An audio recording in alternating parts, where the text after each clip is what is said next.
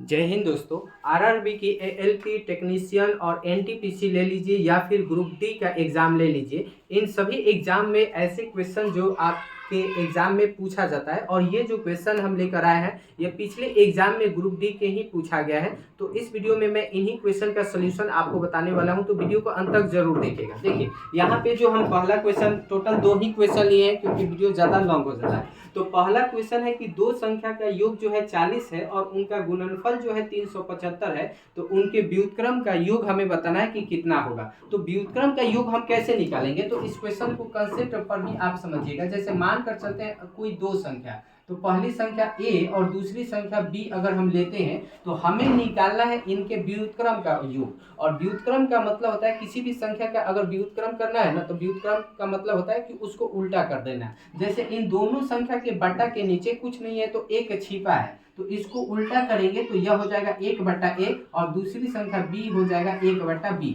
यह हो गया a और b का व्युत्क्रम हो गया, यानी उल्टा हो गया। तो हमें निकालना है इनके व्युत्क्रम का योग। योग का मतलब क्या होता है? जोड़। तो हम क्या कर देंगे, इनको जोड़ देंगे, यानी हमें इस पूरा का मान निकालना है। और यह पूरा का मान निकलेगा कैसे, तो a और b का एलसीएम लीजिएगा तो a गुना b हो जाएगा। अब भाग दीजिएगा a से तो b बचेगा और b से 1 में गुना करिएगा तो b प्लस यहाँ b से भाग दीजिएगा ए बी में तो b कट जाएगा, a बचेगा, a से 1 में गुना करिएगा तो a।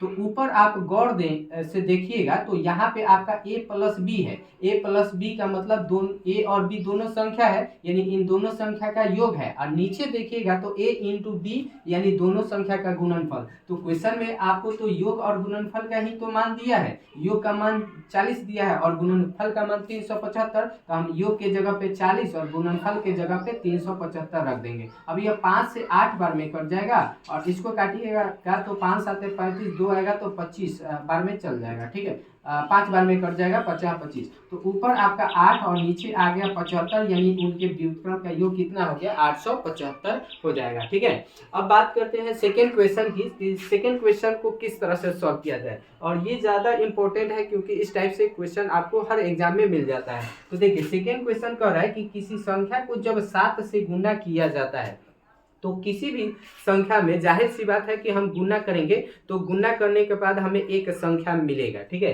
तो यहाँ जो कह रहा है सवाल में कि जो संख्या हमें मिल रहा है यानी गुणनफल जो मिल रहा है उस गुणनफल के सभी अंक जो है केवल 3 ही है, यानी उसमें केवल 3 ही है। तो आपको बताना है कि वह संख्या कौन सी है जिसमें 7 से गुना किया जा रहा है। तो इसको अगर हम तोड़ कर देखते हैं तो मान कर चलते हैं कि वह संख्या अगर x है तो क्वेश्चन के अनुसार x में 7 से गुना किया जाता है, तो गुणनफल के सभी अंक केवल 3 आते हैं। लेकिन ये नहीं क्वेश्चन में कह रहा है कि कितना बार 3 आता है, ये आपसे नहीं कर रहा है। तो हमें निकालना है इस संख्या यानी x का मान निकालना है। और यह कैसे निकलेगा, तो अगर यहाँ देखा जाए तो 7 गुना में, तो इसको इधर भेजेंगे तो कहाँ जाएगा, भाग में जाएगा, यानी बटा में आ जाएगा 7। यानी अब आपको करना क्या है, तो x का मान निकालने के लिए यानी वह संख्या निकालने के लिए इस 3 में हमें भाग देना है 7 से, और भाग देंगे तो जो भागफल आएगा वही हमारा क्या होगा, आंसर होगा। लेकिन सवाल यहाँ पे यह उत्पन्न हो रहा है कि यह कितना 3 है, अगर पता चल जाए तब ना हम भाग दे सकते हैं। तो इसमें होता क्या है कि आपको भाग तब तक देना है जब तक 7 से पूरा कट ना जाए। जब पूरी कट जाएगा तो वहां पे हम रुक जाएंगे और जो भागफल आएगा वही हमारा क्या हो जाएगा, आंसर होगा।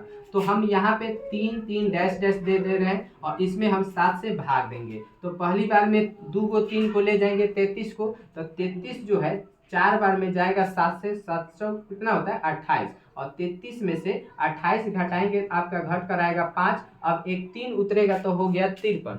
अब 53 जो है 7 से 7 बार में जा सकते हैं, 7 7 49, और 53 में से 49 घटाएंगे घट कर आएगा 4। अब फिर 3 उतारेंगे क्योंकि यहाँ पे बहुत सारे 3 है, तो 3 उतारेंगे तो इस बार हो गया 43।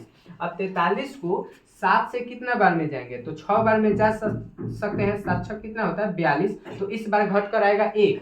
अब 3 उतरेगा तो हो जाएगा 13, तो फिर एक ही बार में जा सकते हैं क्योंकि 7 एकम 7, और अब फिर घट कर आएगा तो घट कर आएगा 6।